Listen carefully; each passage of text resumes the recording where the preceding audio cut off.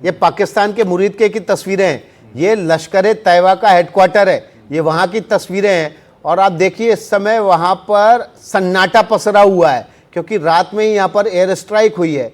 Air strike के बाद वहाँ पर नीचे ग्राउंड पर आपको ज़रूर कुछ लोग टहलते नज़र आ रहे हैं। तस्वीरें काफ़ी दूर की हैं, इसलिए ये समझना मुश्किल है कि ये आर्मी से जुड़े लोग हैं, फोर्सेस से जुड़े लोग हैं या स्थानीय लोग ही हैं। एक बिखरा हुआ सा मैदान में, ग्राउंड में कुछ पड़ा हुआ है, ये बताने के लिए काफ़ी है कि जब यहाँ मिसाइल गिरी तो उसके धमाके के बाद जो टुकड़े हैं इस इमारत के, वो इस ग्राउंड तक दूर तक बिखरे हुए हैं और जिनकी वजह से ये हालात यहाँ पर बने हुए हैं। इस तस्वीर को हम और नज़दीक से दिखाने की कोशिश करते हैं ताकि आप समझ सकें कि लश्कर तैयबा के इस हेडक्वार्टर में भारतीय फ़ौज ने किस तरह से सिंदूर बिखराया है। और इसीलिए इसका नाम था ऑपरेशन सिंदूर। और ये वो जगह है जहां पर लश्कर तैयबा का ये हेडक्वार्टर है।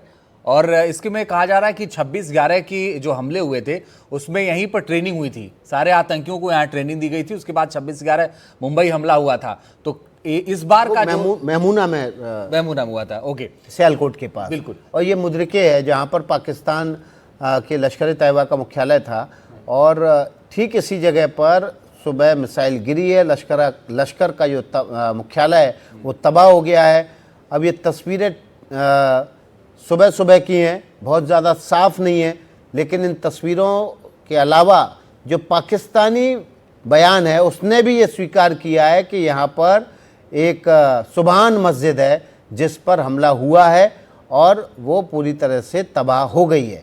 तो जो तमाम संगठन हैं, आतंकी संगठन हैं, उनके मुख्यालय किसी न किसी मस्जिद के हैं और मस्जिद का हिस्सा है या मस्जिद के आसपास बने हुए। ये 200 एकड़ में मुद्रिके का जो पाकिस्तान में लश्कर का मुख्यालय है वो बना हुआ है और इस 200 एकड़ के इलाके में स्कूल, मदरसे, अस्पताल सब कुछ है। देखिए बड़ी खबर आ गई इस वक्त, लश्कर के तबाह मुख्यालय की तस्वीर सामने आ गई है। इसको कुछ लोग मरकज़े तैयबा भी कहते हैं जो ये तबाह हुआ है और ये भी एक तरीके का ट्रेनिंग कैंप है, लश्कर का मुख्यालय ही। और लश्कर के तबाह मुख्यालय की तस्वीरें सामने आई हैं। बहुत साफ तो नहीं है ये तस्वीरें और हम इसको जूम करके दिखाने की भी कोशिश कर रहे हैं, लेकिन धीरे धीरे थोड़ी देर बाद जैसे ही उजाला होगा वैसे वैसे तस्वीरें आपके सामने आएंगी और हम वो दिखाने की कोशिश करेंगे आपको कि आखिर क्या कुछ हुआ है। लेकिन कुछ यहाँ पर ज़रूर बिखरा हुआ दिख रहा है। पीछे बिल्डिंग है, अगर उसकी तस्वीर दिख जाती तो और ज़्यादा साफ हो जाता, मगर पेड़ों के पीछे बिल्डिंग छिपी हुई है।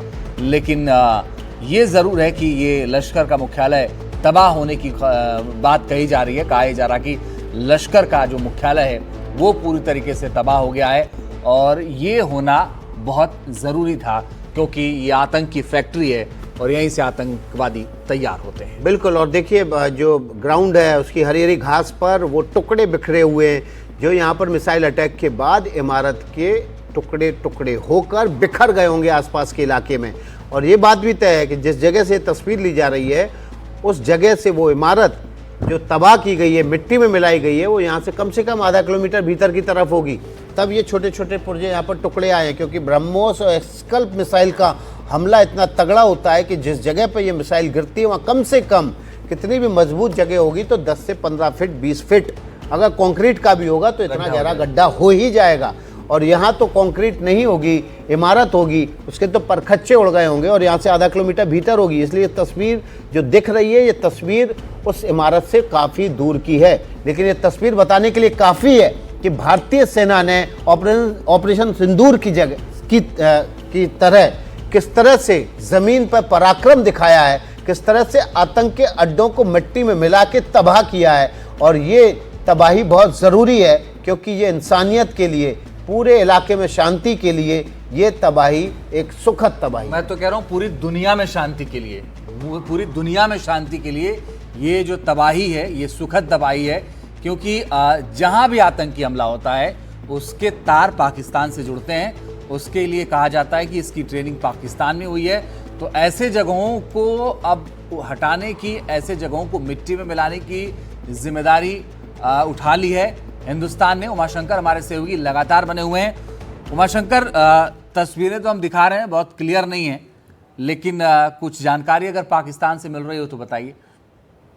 ये देखिए, पाकिस्तान से अभी एक ही जानकारी आ रही है, वो है बहुत सारे फेक न्यूज़ का, झूठे झूठे दावों का, जिसका जिक्र हम इसलिए नहीं कर रहे क्योंकि वो दावे ही झूठे हैं। वो झूठ में अपने आप को बहलाने की कोशिश कर रहे हैं कि उन्होंने ये कर दिया, ये प्रतिघात किया, और किसी तरह की जो असली खबर है वहाँ से निकलकर सामने नहीं आ रही, सिवाय इसके कि एक मीटिंग है कैबिनेट की, वो 10 बजे होगी। अहम बात ये भी है कि जो सूत्रों के हवाले से जानकारी आ रही है भारत की तरफ से, वो ये कि ये पहला चरण है हमलों का, और अगर पाकिस्तान अब भी बाज नहीं आया तो इसका अगला चरण भी हो सकता है। तो एक सीधा सा रिजॉल्व भारत की तरफ से बड़ी दिख रहा खबर है। दे रहे हैं और उमाशंकर आप, जी, बड़ी खबर ये दे मैं रहे हैं बता रहा हूं। उमाशंकर, इस खबर को फिर से दोहराइए। जो आप बात जी, कह रहे हैं ये बहुत बड़ी खबर है। ये जानकारी निकल कर आ रही है सूत्रों के हवाले से कि ये जो है वो पहला चरण हो सकता है। अगर पाकिस्तान अपनी हरकतों से बाज नहीं आया तो इस तरह के और हमले जो है, प्रिसाइज हमले आतंकी ठिकानों पर भारत कर सकता है। तो ये एक काफ़ी अहम जानकारी इस लिहाज से भी है क्योंकि पाकिस्तान ये मान कर न बैठे कि भारत ने अपने ऑपरेशन की इति कर ली है। ऑपरेशन सिंदूर जो उसने चलाया, उसका पहला चरण ही ये है। ये बात जो है वो काफ़ी अहम है। दूसरी बात ये भी है कि पाकिस्तान के ऊपर भी ये काफ़ी कुछ निर्भर करता है कि इस हमले के बाद वो किस तरह से रिटेलिएट करता है या चुप रहना बेहतर समझता है। अब भारत की कोशिश लगातार ये है डिप्लोमेटिक तरीके से दुनिया के अलग अलग देशों के जरिए उसको समझाने की कि हमने आतंकवादी अड्डों को निशाना बनाया है, और बेहतर हो कि पाकिस्तान इस पूरे मामले में बेशक भड़काऊ बयानबाजी कर ले, लेकिन अपने अस्त्र शस्त्र निकालने की कोशिश न करे और उस तरह की धमकी न दे जिस तरह की धमकी पाकिस्तान के नेताओं की तरफ से आते रहे हैं कि न्यूक्लियर हमला करेंगे। न्यूक्लियर ऑप्शन जो है वो पाकिस्तान के पास है, पाकिस्तान के पास इतना बड़ा न्यूक्लियर आर्सेनल है। तो इस तरह की बातें वो बेशक बयानों में करे, लेकिन उसको दिखाने की कोशिश नहीं करे, क्योंकि भारत की जो सेना है, तीनों सेना, वो मजबूती से इस बात को लेकर पूरी तरह से चौकस और तैयार है कि अगर किसी तरह की हरकत पाकिस्तान की तरफ से होती है तो उसका मुंहतोड़ जवाब दिया जाएगा। और अभी जो भारत ने अपना निशाना सिर्फ और सिर्फ टेरर कैंप्स को लेकर रखा हुआ था, वो दायरा जो है बढ़ सकता है और पाकिस्तान को ज्यादा बड़ा नुकसान जो है उठाना पड़ सकता है।